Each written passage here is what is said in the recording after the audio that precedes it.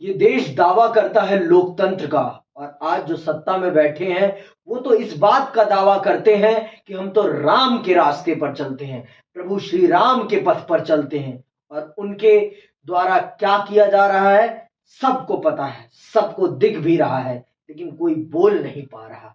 आज किसान अपने हक के लिए दिल्ली आ रहे हैं तो उनकी राहों में किस प्रकार के फूल बिछाए जा रहे हैं ये सब आप देख रहे हैं। वो अपने हक के लिए आ रहे हैं।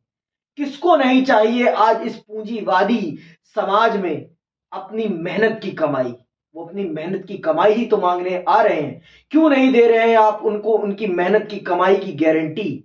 आप उद्योगपतियों को तो उनकी मेहनत की कमाई की गारंटी तो देते ही देते हैं, उसके साथ जो वो ऋण लेते हैं उन ऋणों को भी माफ करने का काम करते हैं। लेकिन जब किसान अपने हक की कमाई मांगता है तो आपके पास पैसे नहीं होते। क्यों नहीं होते?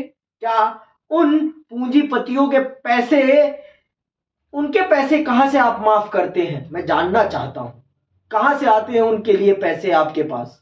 मैं ये जानना चाहता हूं क्योंकि मैं भी एक किसान परिवार से आता हूं।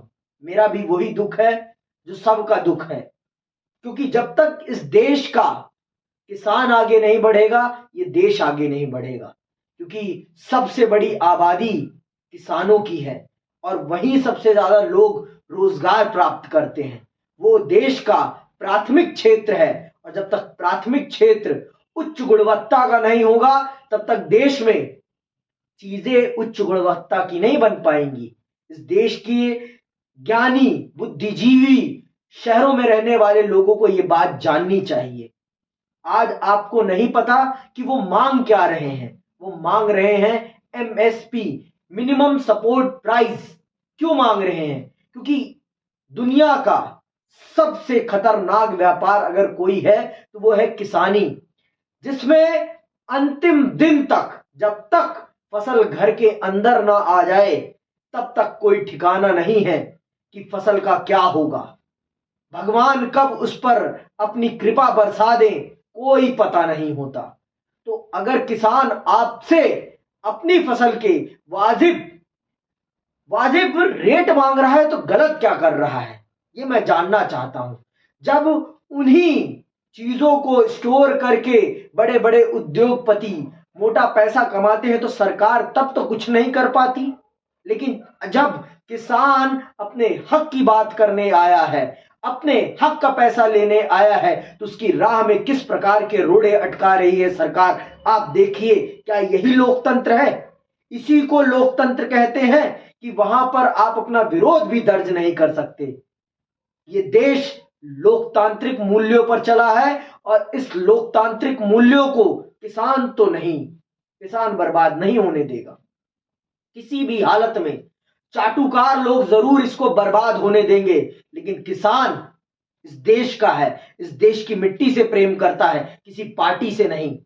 और जब जब उसके ऊपर किसी भी राजनीतिक दल ने प्रहार करने का प्रयास किया है उसने मुंह तोड़ जवाब दिया है।